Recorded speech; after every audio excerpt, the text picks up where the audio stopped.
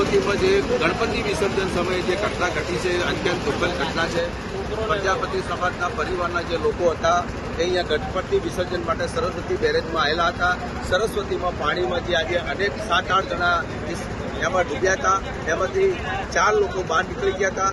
એમાં 4 લોકો અંદર ડૂબ્યા હતા। એક જ પરિવારના એમાંથી 2 લોકો અભિયાલે સમાચાર મળ્યા છે કે 2 લોકો બહાર નીકળ્યા। હું સ્થળ ઉપર જ છું, પણ દુઃખદની વાત એક જ છે કે આટલી વરસાદની ભારે તકલીફ હોવા છતાં એનડીઆરએફની ટીમ એક પણ અહીંયા પાટણ જિલ્લામાં રહેતી નહીં। એટલે જે ઘટના ઘટી છે ગુજારી ઘટી છે અને જલ્દી હવે એક દીકરો છે 2 નીકળે એવી ભગવાનને પ્રાર્થના કરું, ગણપતિ દાદાને પ્રાર્થના કરું કે જે જીવ બચ્યા છે એને તાત્કાલિક બહાર નીકળે એવી વ્યવસ્થા સરકાર અને તંત્ર પણ કરી રહ્યું છે, પણ જલ્દીમાં જલ્દી તંત્ર કરે એવી મારી વિનંતી છે।